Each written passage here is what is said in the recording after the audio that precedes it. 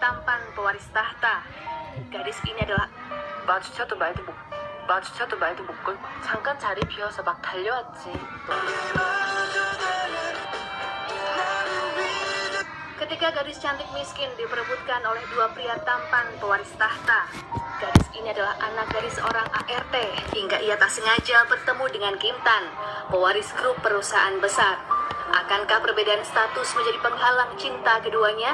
Langsung saja ke alur ceritanya. 어디까지 갈 거야?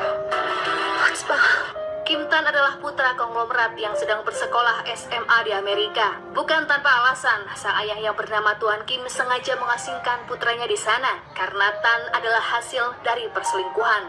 Keberadaan Kim Tan juga tidak diharapkan oleh Kim Won, kakak tirinya yang saat ini menjadi direktur grup Jaeguk, salah satu perusahaan yang cukup besar di Korea. 있는 집 서자들은 먹고 노는 거야.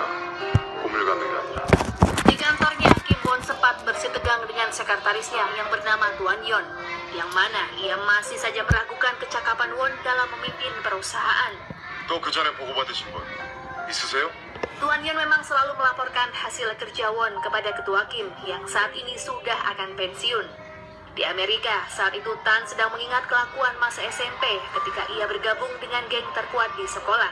Sudah 3 tahun ini Tan berada di Amerika sehingga ia tak pernah berkomunikasi dengan teman-temannya. Yongdo sendiri adalah putra pewaris Hotel Zeus yang gemar berfoya-foya untuk hobi mewahnya.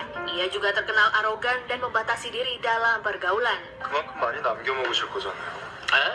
Seseorang yang akan menjadi perebutan keduanya adalah An Sang, gadis yang berasal dari keluarga sederhana. Ia pun bekerja paruh waktu di sela-selanya bersekolah untuk membantu perekonomian keluarga. Penghasilan ibunya sebagai ART ternyata kurang karena selain An Sang, ia memiliki seorang putri bernama An Suk yang berkuliah di Amerika.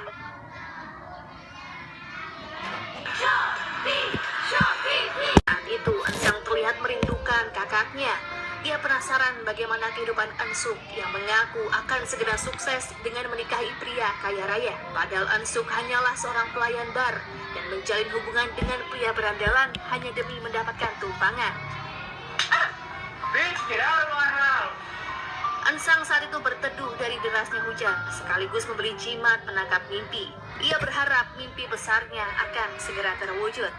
Meskipun berasal dari kalangan rendah, ada seorang pemuda kaya yang mau bersahabat dengan An Sang yang bernama Chan Yeong. Pria itu sering datang ke kafe tempat An Sang bekerja untuk berkencan dengan Bona. Berpindah di kediaman pemilik grup Jaeguk yang bernama Tuan Kim. Istri pertamanya meninggal ketika melahirkan seorang putra yakni Kim Won. Ia lalu menikah lagi dengan Nyonya Jung Ji-suk dan tidak memiliki keturunan. Ketua Kim memiliki hubungan perselingkuhan dengan Nyonya Han yang juga ibu kandung dari Kim Tan. An Sang sebenarnya tak begitu senang karena ibunya sering membawa makanan sisa Nyonya Han. Saat itu, An Sang diminta tolong ibunya mengirim sejumlah uang kepada An Suk. Ibunya ingin memberikan uang tersebut sebagai hadiah pernikahan. Namun ia mengurungkan niatannya datang ke acara pernikahan An Suk karena tak ingin membuat putrinya malu. Sebab calon pengantin pria dikabarkan sangat berpendidikan.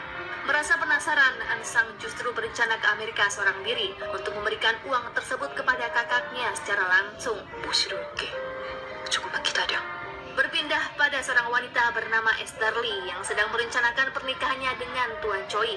Makan siang itu pun terasa membosankan bagi putra Tuan Choi yang bernama Yongdo karena pernikahan itu dilakukan hanya demi kepentingan bisnis. Apalagi Yongdo juga akan menjadi saudara tiri Rahel, teman satu sekolahnya yang juga anak dari Esther Lee. Tamparan keras mendarat di wajah Yongdo karena ayahnya menganggap ia tak sopan meninggalkan pertemuan yang sangat penting.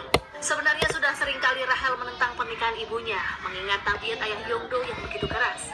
Hari itu juga Rahel berniat terbang ke Amerika menyusul kekasihnya yang tak lain adalah Kim Tan. Sementara kondisi kesehatan Ketua Kim mulai menurun setelah Nyonya Jung Ji-suk meninggalkan rumah. Ketua memberi perintah agar Won mengajak Tan dalam perjalanan bisnisnya. Meski Won sendiri keberatan jika urusan pekerjaannya terlalu diatur.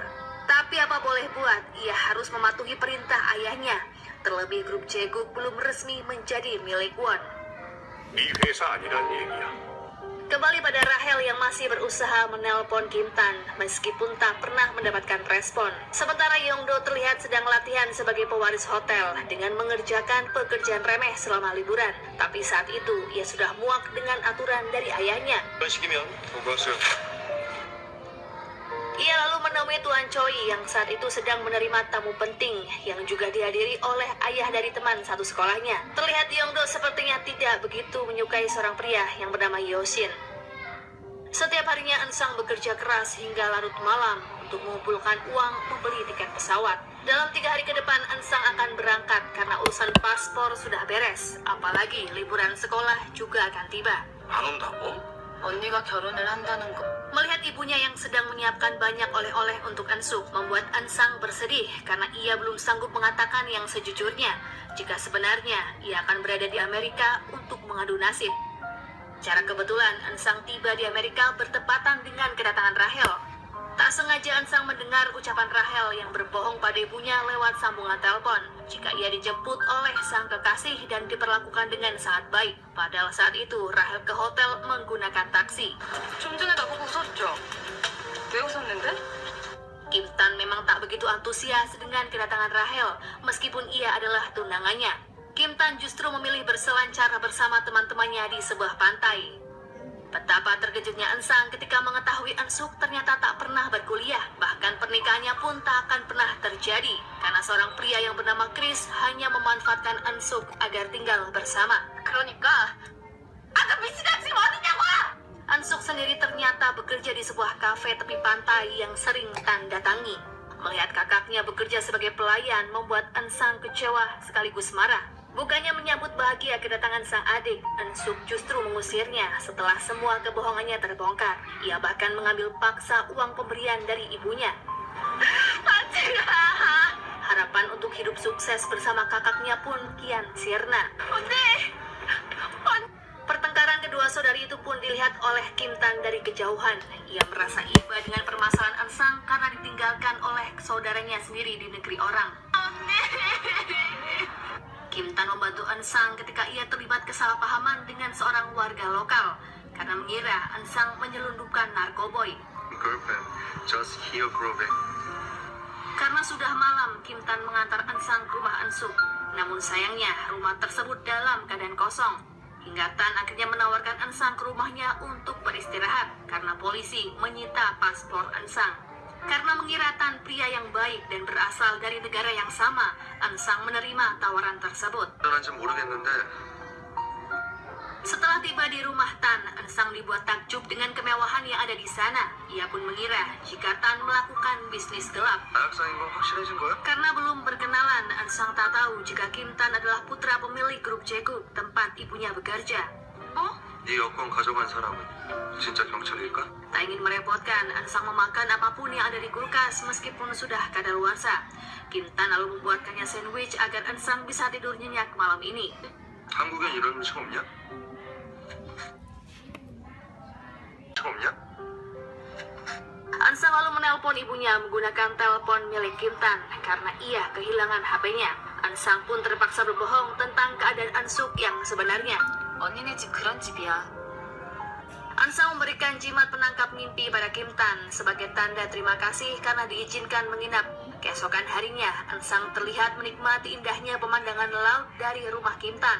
Akhirnya ia tahu jika Tan adalah seorang pelajar. Hari itu sebenarnya Ensang akan berpamitan, namun Kim Tan justru mengajaknya ke sekolahnya. 그래도 정 집에 있게 뭐하면 Setelahnya Ensang berniat mencari keberadaan kakaknya lagi. Keduanya sempat terlibat perkelahian dengan pacar Ensuk hingga kabur lalu bersembunyi di sebuah tempat. Ensang akhirnya menemukan sebuah cara untuk menghubungi sahabatnya di Korea melalui sebuah email karena ia sama sekali tak mengingat nomor HP temannya itu. 그래 답글을 언제 달지 어떻게 알아? Ensang berkata pada Tan jika yang ia hubungi adalah sahabatnya. 남자친구? 남자인 친구. Tan menyuruh Ensang pulang terlebih dulu karena ia akan mengambil mobil di kantor polisi. Selama perjalanan, Tan mengetahui latar belakang kehidupan Ensung dari media sosialnya. Ternyata Ensang adalah gadis yang mandiri dan pekerja keras. Seorang pria tampan bernama Chan Yong juga terlihat dekat dengannya. Di media sosial bahkan Ansang menulis jika ia sangat mengkhawatirkan keadaan ibunya yang masih bekerja di usia senja. Setibanya di rumah Kim Tan, Ansang mengemasi barang-barangnya. Beberapa saat kemudian Rahel datang dan sangat terkejut melihat adanya seorang gadis yang ada di rumah sang kekasih. Keduanya sama-sama teringat jika pernah bertemu di bandara. Rahel berkata jika ia adalah tunangan Kim Tan. Tanpa basa-basi, Rahel mengusir Ansang, bahkan menendang kopernya karena menganggap Ansang bukanlah wanita baik-baik. 오해받기 싫은 거 아니었어? Ansang lalu memutuskan kembali ke Korea, namun sayangnya uangnya kurang untuk membeli tiket. Apalagi saat ini paspornya masih ditahan pihak kepolisian. 아, 여권. Mau tak mau, ia pun kembali ke rumah Kim Tan untuk meminta bantuan.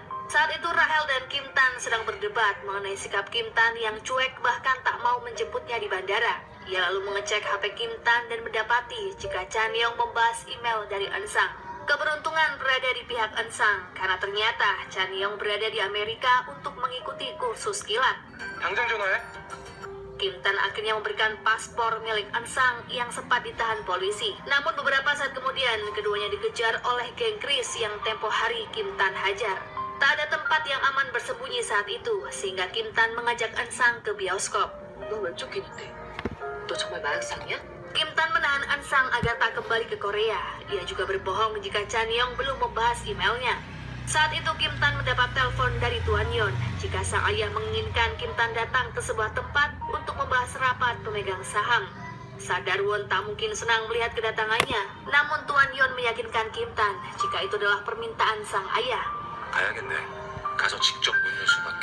Bukan yang mengajaknya makan malam, namun Tuan Yon meyakinkan Kim Tan jika itu adalah permintaan sang ayah. 가야겠네. 가서 직접 묻는 수밖에. Bukannya menemui Rahel yang mengajaknya makan malam, Kim Tan justru